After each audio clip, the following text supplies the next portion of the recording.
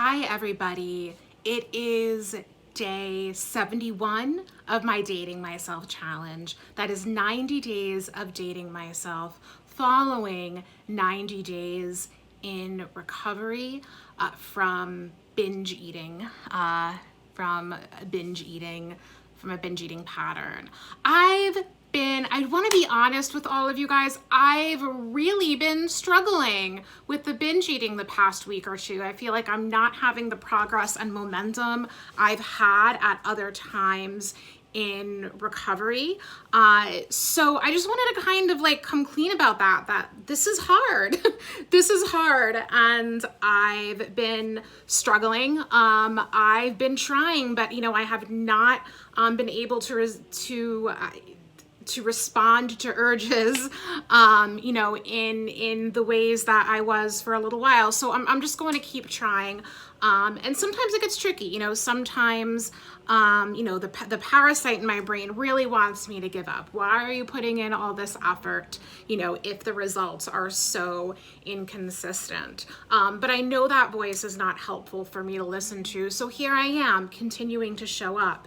And, for today, even though this is the Dating Myself challenge, I anticipate that, for the last, I'm on day 71 of 90. So, I'm in the home stretch the last couple of weeks of this. I anticipate talking about the binge challenges a lot, because that's really on the forefront of things right now and really the priority of what I need to work on. I feel like I am kind of on track with achieving the goals that I wanted from the Dating Myself challenge. I feel like I have a really good handle on that. And now it's just a matter of kind of going back to basics, that out of all of the kind of addictive behaviors and kind of habitual responses I have, I really do think the binge eating for me is the most destructive. So I might be kind of going back to the basics on that a lot, because that's what I need to focus on. But here's what I wanted to share today. One thing that helps me live with these binge eating urges, whether I'm acting on them or not, whether I am actively taking steps to do something new in my recovery or not, what always helps me is staying connected to my values and purpose in life. And a lot of times that does intersect with recovery. Like, for example, I do value physical health and mental well-being, and binge eating is freaking awful for both of those things. However, I'm also impulsive and sometimes have difficulty not acting out on urges of the moment. So that's how, sometimes values and behavioral patterns, they clash. But that's just one example of, how being in recovery and not having these habits supports a greater value and purpose. But another thing I wanted to share with you is relation to something I did today that really has nothing to do, with my recovery, but I did find some parallels to it. So I do have, a couple years ago, I started a small career coaching practice, on top of my full-time job, Evolve Services. That's not a plug, well, it kind of is. Anyway, I started a small career coaching practice. And as part of this career coaching practice, I am working on a course with another career coach that we are going to offer to young adults. And as part of this course, we're going through the content, figuring out what we're going to teach. And this other coach introduced me to a strengths assessment that I had not personally done before, called the High Five test, right? So you take the assessment, it gives you your top 5 skills. And I was taking it from the lens of, okay, is this something we're going to want to offer our students in this course? But when I saw the top 5 results come up for me, it immediately took me back to this process, because the number one strength I had was that of being a storyteller. And that was a very grounding reminder for me about how much this journey that I'm sharing with everybody is tied in to my sense of purpose and what I was put here to do. Now, coach did come up on that list too of my strengths. It came up as number 3. Number 1, though, was storytelling. And I think the difference, between storytelling and coaching, is that coaching is really, primarily geared toward enhancing the strengths of others, which is still something that that I do and would like to continue doing. But I think, sometimes for coaches, there is a lot of pressure for us how to show up when things get messy for us personally. And I think the storyteller in me, which is the primary strength, is like helping me get through this as a coach as well, because it's a reminder that what I have to offer is not just motivating people to change, but even though that is on the list, it's communicating a message in a way that captivates people and in a way that's honest. And what's honest is not always pretty, and is not always something that gets the results when we want them. I want results right now. In a lot of ways, I'm getting those results. In some ways, I'm not, no matter how I try.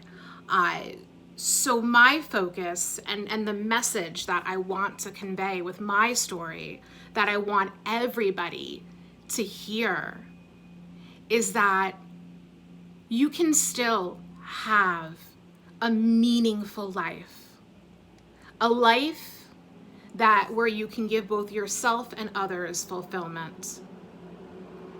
Even if you're not on the track you want to be with meeting your goals, even if you're not sure what your goals even are, even if there's things you do where this might not be healthy for me, this might not be the best choice, you are a whole person other than that.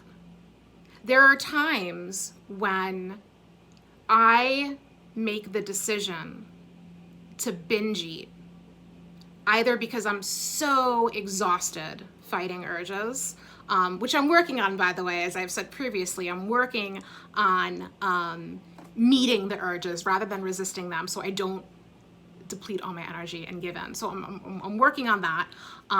But that's a reality that's been part of my pattern. When I do decide to binge, like, that's part of the theme. So I do that, and at the same time, I am getting up in the morning and prioritizing things that have to do with recovery and loving myself and dating myself and staying connected to a bigger picture in life every day.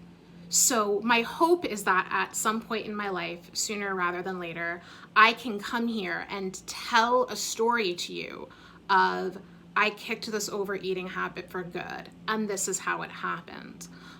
If for some reason I am not able to tell that story, I'm learning that kind of the second best outcome would be, this is something that I struggle with and don't always handle perfectly.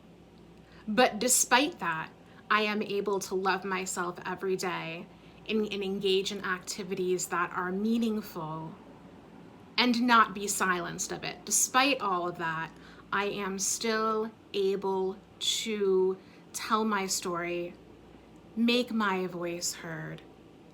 Even if the story is messy, I'm still able to communicate, to connect with others, and to live as balanced and as full a life as possible. That I'm able to say, oh man, if I wish I could do that, but you know, I mean, how many of us, you know, who've gone through eating disorders, or even just, you know, women in general with all the body image stuff, how many of us have had the thought, well, I can't do that because I'm too fat, or I really want to do such and such activity tonight, but that's sedentary and I really need to exercise because I'm fat or I'm overweight. You know, at minimum, you know, if, and this is if, because I'm all about possibilities thinking, right? It is possible that I will recover soon and never experience this again. It is also possible that this could be a lifelong thing that I am just gonna have to learn how to make the best of. You know, and be in a place where I am focusing on my life as a whole, not just what I'm putting in my body or how it looks, and focus on gratitude and fun and loving others. Like basically it's kind of like harm reduction, making my life as good as possible despite that. So again, the ideal story for me would be I found a way to not respond to these urges by overeating. Ah, that would be such a great story to tell and such a motivating feature. But again, if that can't be the story, the second best option would be I struggled with this and it did have consequences on my health, my mental health, my wallet. I'm not going to deny that. However, I'm also a human being who's not perfect, and here are all of the ways I made my life completely awesome despite that. And I still think a lot of people would listen to that story, or maybe buy it if I ever put it in print. So I hope you guys enjoyed this today. Remember, progress, not perfection. I am not giving up. Hope you don't give up either with anything you're working on. Hang in there with me, and I'll talk to you all tomorrow for day 72.